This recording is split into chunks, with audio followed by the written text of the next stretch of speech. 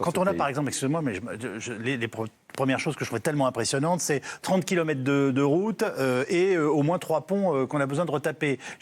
Ça, c'est pas remis en question ou c'est remis en question d'après vous?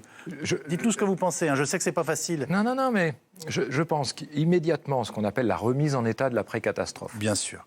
Et à cet endroit-là, il n'y a pas de 10 routes, il y en a une qui va d'en bas jusqu'en haut. Hein. Chacun des acteurs politiques, on dit, c'est le pays de la montagne et de la mer. Donc, on est dans une situation géographique tout à fait singulière. Mais la géographie a quand même parlé, c'est-à-dire que le fleuve, il y est pour rien. Il prend de l'eau d'en bas, il la redescend. Vous voyez, il y a quand même des pays qui ont donné des droits au fleuve. Donc, je pense que le fleuve a ses droits de descendre de cette façon-là.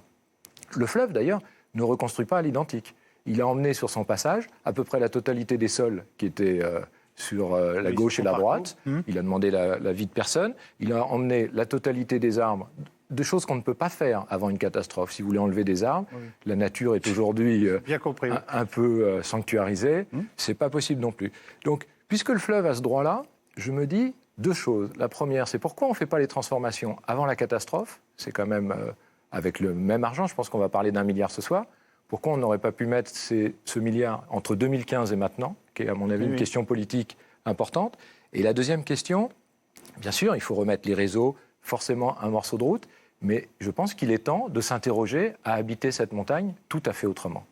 Tout à fait autrement, c'est-à-dire qu'il y aura peut-être moins de routes, que certaines maisons seront peut-être retapées, transformées, métamorphosées, nos habitudes culturelles aussi, et dès le plus jeune âge. Donc je pense que c'est un chantier absolument passionnant. Et dans ce cas-là, oui, il est passionnant pour vous, je le comprends tout à fait, mais en même temps, j'ai envie de vous dire, c'est le deuxième choc. Alors là, je ne vais pas vous dire la deuxième vague, ce serait vraiment un terme impropre, vu ce qu'on connaît en ce moment dans les hôpitaux, mais dans des circonstances pareilles, et c'est très compliqué à expliquer. Mais on va y revenir, mais je voulais vous entendre. Emma Aziza.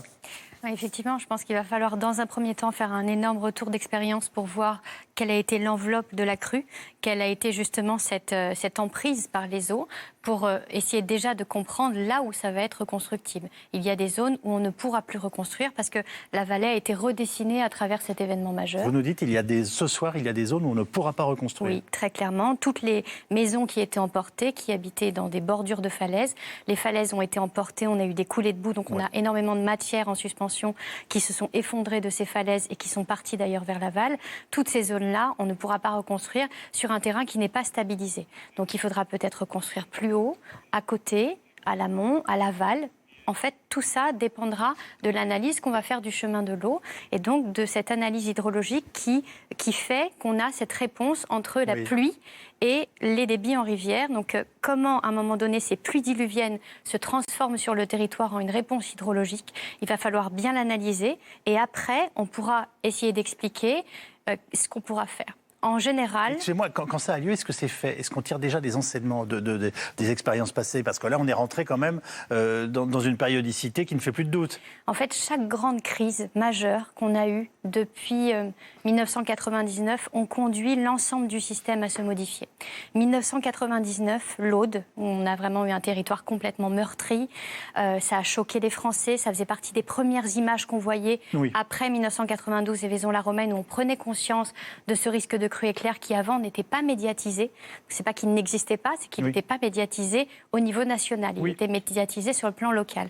Et donc effectivement, à ce moment-là, on s'est dit il va falloir informer la population. Et donc en 2001, 2 ans après, on a mis en place le système de vigilance météorologique avec un code en 4 couleurs, en se disant il faut alerter la population, alors que ce travail-là n'était pas fait avant. C'est-à-dire qu'avant, on avait un service qui était fourni en interne entre les services de prévision des crues, Météo France et notamment les préfectures, mais ces informations-là n'étaient pas transmises directement aux populations.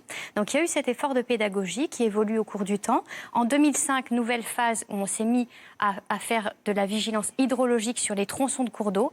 Là, il y a encore sans doute un énorme travail à faire de pédagogie parce que c'est encore peu compris par les gens et on le voit très bien pendant l'événement, la Vésubie est en niveau orange, donc on n'est pas en niveau catastrophique, c'est l'aval qui se retrouve en rouge et donc on n'a pas un indicateur direct du niveau de risque. Donc ça, c'est encore notre marge. Je vous le dis tout de suite, on va revenir sur un certain nombre de ces questions, notamment avec notre 3e reportage. Mais vous nous dites en tout cas que le retour d'expérience, il existe, même si il existe et on avance énormément. Et depuis 20 ans, on a fait un travail colossal.